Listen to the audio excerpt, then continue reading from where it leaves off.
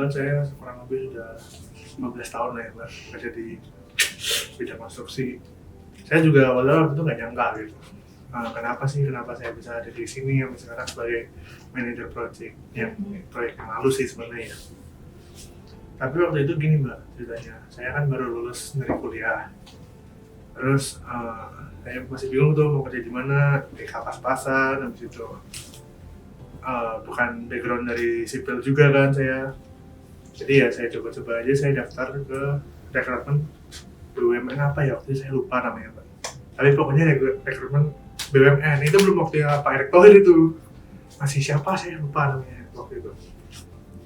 Habis itu saya coba-coba iseng daftar. Kok keterima? Keterima kok. Ya udah saya perform seprofesional mungkin sebagai karyawan pada umumnya ya Mbak ya. Apalagi kan BUMN nih pada zaman itu kalau karyawan fresh graduate lah ibaratnya diterima sebagai di staf BUMN kan udah top notch lah ibaratnya ya. Duitnya banyak, terus kebanggaan orang tua gitu. Jadi saya merasa bangga situ dengan melakukan performa yang terbaik sehingga pada titik itu pada saat Semanggi itu di proses tender saya ditunjuk sebagai manajer proyeknya Mbak.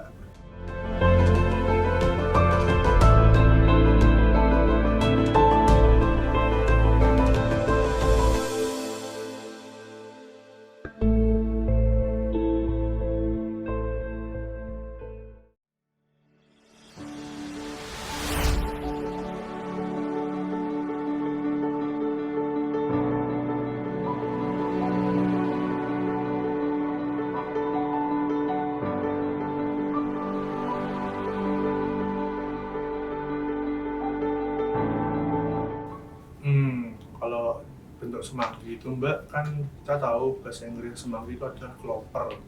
Clover itu kalau Mbak tahu adalah ini Mbak simbol keberuntungan ya Mbak ya. Jadi kalau simbol keberuntungan dari clover atau semanggi itu ini harus punya 4 daun itu Mbak, 4 clover itulah. Jadi harus punya 4 itunya tuh kembangannya lah ibaratnya ya. Jadi kan kebetulan memang simpang semanggi dari awal bentuknya udah 4 perempatan gitu ya Mbak ya. Jadi ya aku ngikutin aja. Oh cocok nih semanggi clover itu kan udah Inggris Indonesia tuh Mbak. Kalau bahasa Inggrisnya mah kita sebutnya ini Clover Junction. Nah itu Clover Junction kan ini simpang semanggi itu Mbak. Nah jadi karena filosofinya masuk, jadi ya udahlah ini cocok banget, ini banget pokoknya Mbak. Jadi kan keberuntungan, jadi sampai sekarang tetap berdiri itu simpang semanggi Mbak, nggak mungkin ambruk wes. Saya jamin lah pokoknya kayak gitu Mbak. Jadi semoga nanti buat MP kedepannya jika ada revitalisasi lagi, ya semoga tetap filosofi yang telah kami jaga ini tetap dijaga untuk kedepannya. Begitu sih Mbak saya. Filosofi simpang semanggi itu Mbak.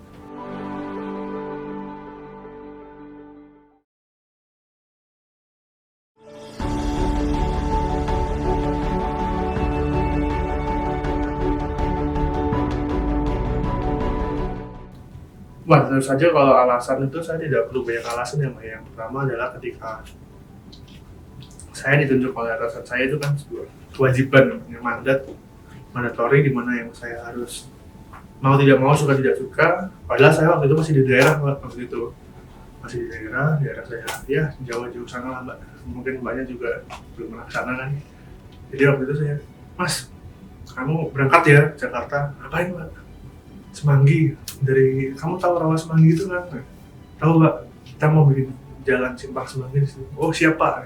Ya, saya kan mau nggak mau, suka tidak suka berangkat Mbak.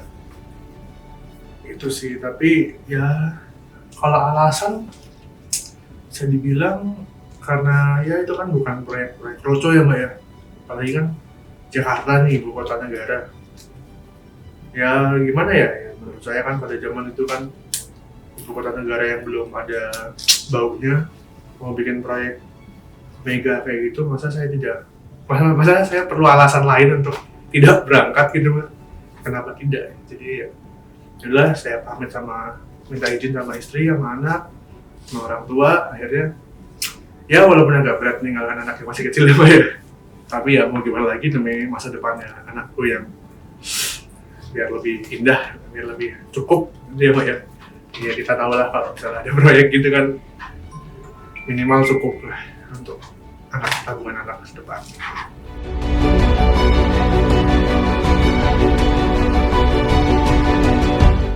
Oh, kalau rintangannya bisa dibilang cukup rumit ya Mbak ya, apalagi kan ini bukan proyek yang kecil yang dulu di sekitaran rawa-rawa Semang itu banyak rumah-rumah warga, yang sudah pasti kita sempat kesulitan untuk pembebasan lahan yang pertama. Yang kedua, yang pasti warga-warga itu pada zaman itu walaupun Jakarta belum semaju sekarang, pada saat itu warga-warganya pada minta apa ya bahasanya tuh, harga beli tanahnya untuk pembebasan lahan itu lumayan tinggi itu Mbak. Jadi kita nego cukup alot di situ, mungkin sekitar memakan waktu berapa lama ya? Saya lupa, 1 semester mungkin Mbak. 1 semester hingga akhirnya di angka yang sudah bisa kami sebutkan. Ya kalau tadi kan masalah beradab sama faktor eksternal ya Mbak, atau masyarakat.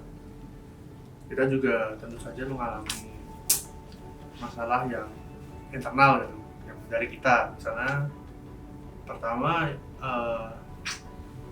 pada saat itu kan lagi krisis moneter ya Mbak ya, lagi sulit, harga bahan-bahan semuanya naik, jadi kita bingung nih gimana cara mengatasi kekurangan bahan-bahan, gimana cara efisiensi yang kita kerjakan supaya dengan biaya yang seminimal mungkin dengan menghasilkan output yang semaksimal mungkin.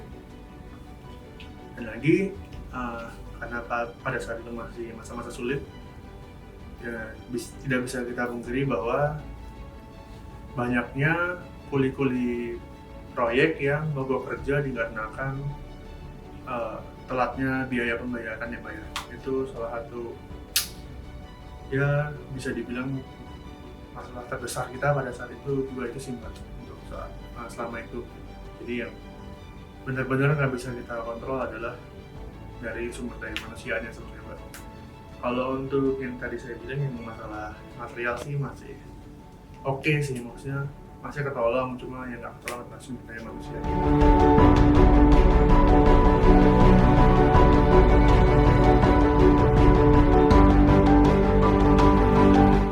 Ya, yang tadi saya bilang kan masalah utamanya adalah sumber daya manusia yang Mbak.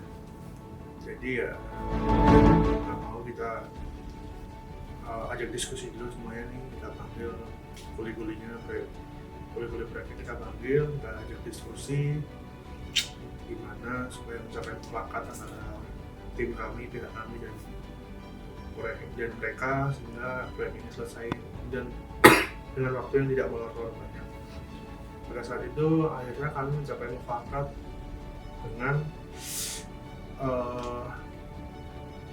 tanda tangan kontrak untuk penurunan pencairan dana yang tidak lebih dari 3 bulan pada saat itu, karena kan proyeknya juga bisa dibilang tidak kecil, investor juga pasti ada memunculkan dana yang cukup besar, jadi kita perlu waktu setidaknya kurang lebih 3 bulan supaya kuli-kuli proyek kita tetap bisa survive di hidupnya. Dan yang pasti kan nggak semua kuli-kuli kita tuh dari lokal, dari Jakarta semua ya, ada yang dipanggil dari Jawa Timur, ada yang dipanggil dari Semarang, ada yang dipanggil dari macam-macam lah, dari segala provinsi di Jawa. Jadi kita selama di Jakarta kita tanggung akomodasinya itu juga, akomodasi dan tunjangan kesehatan gitu. Yang penting mereka ibaratnya cuma bawa badan, sisanya kita yang ngurus gitu. Jadi mereka yang mengiyakan untuk menyelesaikan tepat waktu dan tidak mogok untuk kerja. Itu sih Pak.